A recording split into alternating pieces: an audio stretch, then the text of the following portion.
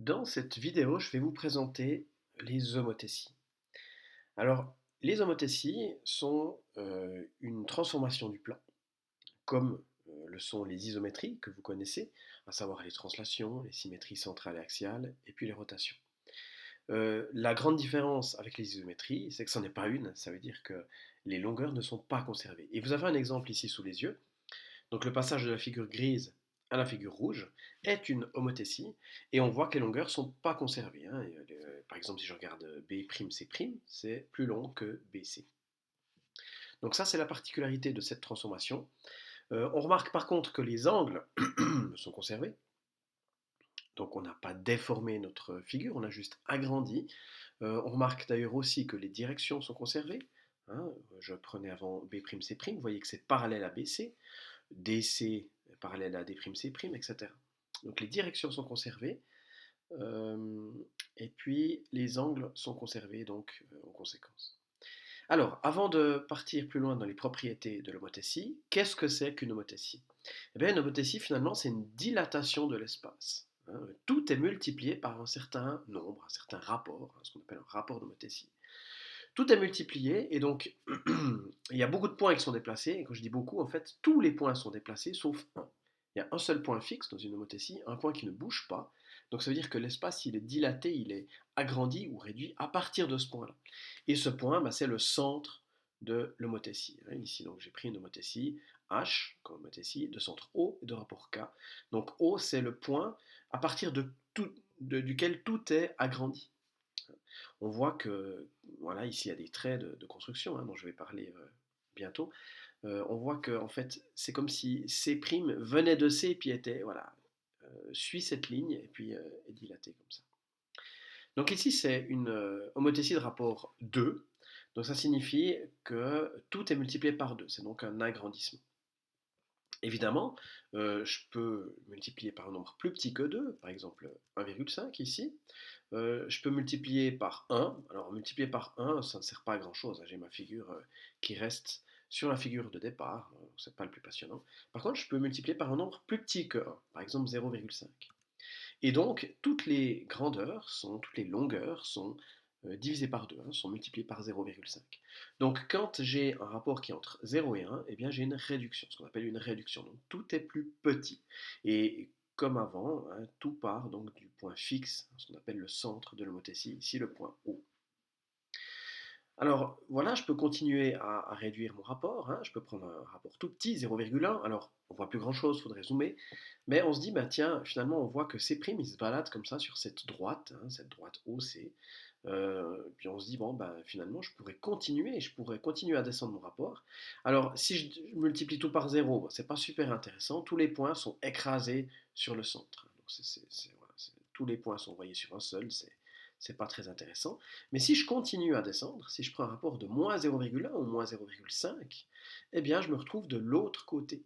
Vous voyez que mon point C', hein, je le faisais se balader donc de ce côté de haut, hein, par rapport à C. Et puis si je continue, donc paf, je suis à 0, je descends les négatifs, et bien mon point C', il continue, mais de l'autre côté de haut. Et voici par exemple une homothétie de rapport moins 0,8.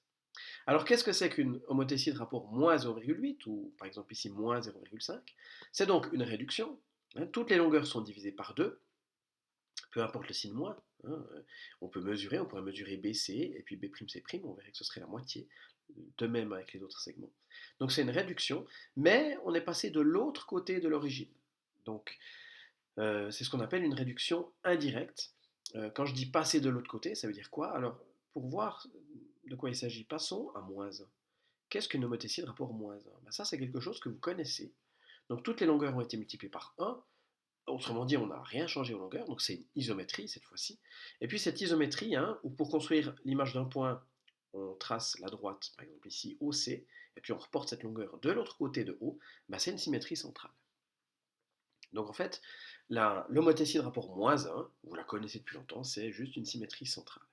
Donc pourquoi je parle de ça? Parce que si je reviens à moins 0,5, eh bien, on a divisé les longueurs par 2, hein, on a fait fois 0,5, et on a fait un retournement de cette figure, on a fait une symétrie centrale. On est passer de l'autre côté de O. Vous voyez que l'orientation est conservée, ça c'est quelque chose d'important.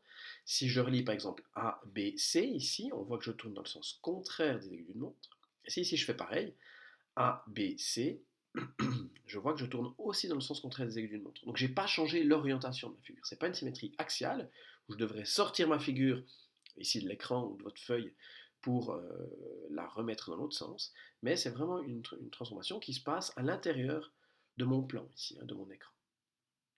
Donc voilà ce que c'est une réduction indirecte. Et puis, peut-être que vous l'avez compris, si je continue au-delà de moins 1, donc je continue à descendre mon rapport, par exemple, moins 1,5, voilà ce que ça donne.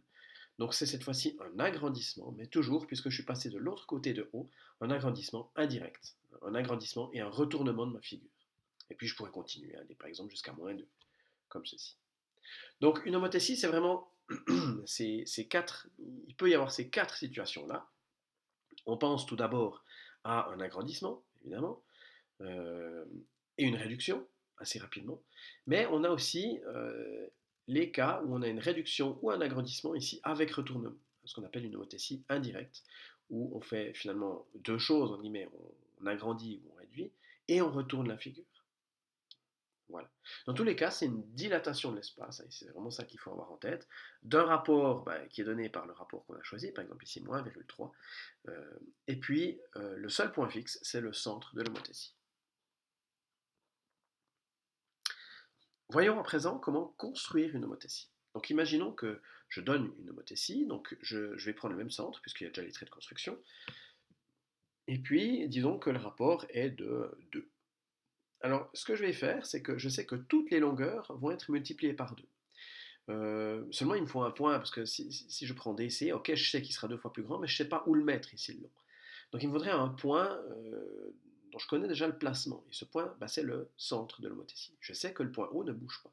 Donc ça veut dire que cette distance va être dilatée, multipliée par 2, et donc je vais mesurer cette distance, je vais faire x2, et je vais la reporter ici le long. Donc si je prends une homothétie directe, donc un agrandissement sans retournement, eh bien je vais, disons, alors j'y vais à l'œil, si j'estime, ça donne à peu près ici.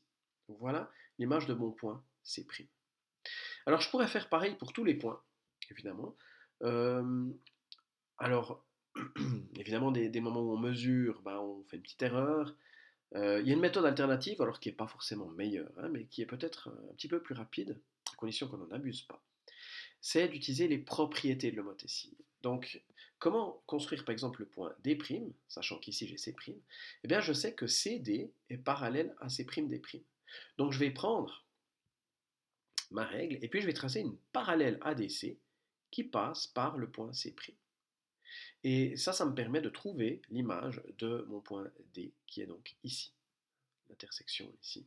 Et donc, alors je vais juste, un petit peu cacher des choses pour qu'on voit un petit peu mieux ce que je suis en train de faire. Voilà. Donc, voici l'image du segment DC. Et puis je pourrais continuer, naturellement, je pourrais encore faire une parallèle à BC par exemple, passant par mon point C, tac, ça me donne un point d'intersection ici, et puis à nouveau je vais cacher ce trait ici, j'ai pas réussi, on va faire comme ça, tac, à nouveau, hop, j'arrive à construire l'image de mon segment. Et puis on peut vérifier si j'avais pas multiplié par 2, mais que j'avais multiplié par quelque chose de plus petit. On voit ici, on retrouve l'idée, ce que j'avais tout à l'heure avec ma figure rouge ici. Hop, comme ça. On voit que ça correspond assez bien à mon exemple de tout à l'heure. Voilà. Donc ça, c'est pour un rapport positif. Alors attention, cette méthode ici de faire des parallèles, c'est une bonne astuce, ça permet d'aller assez vite, mais il faut, comme je l'ai dit, il ne faut pas en abuser. La raison est la suivante. Chaque fois que je fais une parallèle, je fais une petite erreur. Alors c'est pas grave, mais si je commence avec le point C, puis je lui construis le point B, il sera encore un petit peu moins précis, parce que mon point C étant précis, j'ai fait une parallèle qui ne l'est pas à 100%, donc mon point B' n'est pas très précis. Je recommence avec A, donc j'avais déjà une erreur sur B', et j'en augmente encore l'erreur, donc ça me donne un A' qui est encore moins bon. Puis si je continue, mon point E' il sera encore moins bon, etc.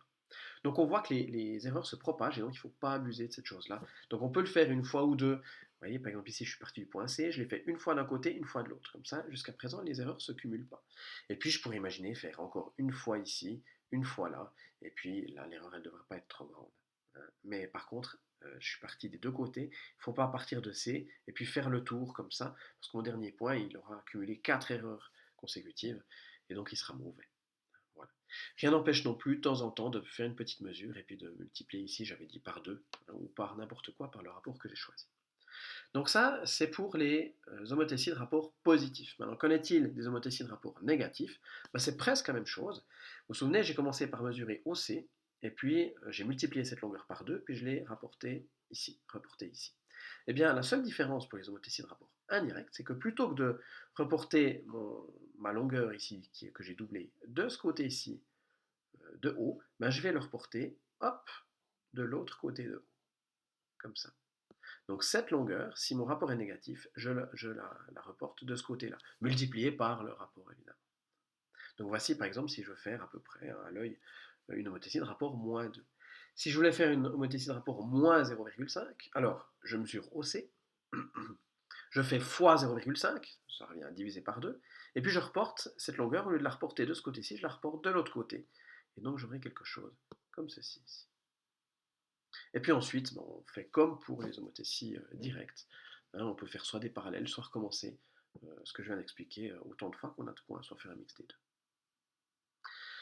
Voilà, dernier point que j'aimerais aborder, la question des propriétés de cette transformation. Donc on l'a dit, cette homothétie ne conserve pas les longueurs, hein, c'est ce qui la différencie des isométries. Pardon.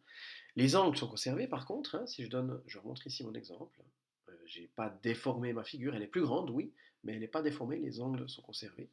Mieux que ça, les directions sont conservées. On voit que ED est parallèle à E'D', par exemple. Le sens des vecteurs, alors ça c'est un point important. Ici, on pourrait croire que c'est conservé, parce que si je regarde AB, le vecteur AB, il descend, et le vecteur A'B', il descend aussi. Mais attention, parce que si je fais une réduction, ça ne change pas le problème, mais si je passe de l'autre côté de 0, donc dans les négatifs pour le rapport, eh bien cette fois-ci, le segment AB, il monte. Donc il a été retourné. Donc est-ce qu'une homothétie conserve le sens des vecteurs? En général, non. Ça peut arriver si le rapport est positif, mais de manière générale, ce n'est pas le cas. Et puis, dernière chose dont j'ai déjà parlé, c'est l'orientation. Alors, on a vu, hein, je vous ai montré tout à l'heure, que l'orientation était conservée. Voilà, donc l'homothétie, c'est une transformation qui conserve les angles, mais pas les longueurs. C'est ce qu'on appelle une similitude. Hein, donc, voilà, vous connaissiez les isométries. Les isométries, c'est des transformations qui conservent les longueurs. Eh bien, ça, c'est un premier exemple de similitude, qui n'est pas une isométrie. Et puis, quand on compose tout ça, donc des isométries, des homothéties, ben, on peut obtenir tout un tas de transformations qui changent les longueurs peut-être, mais pas les angles. Et c'est ça qu'on appelle une similitude.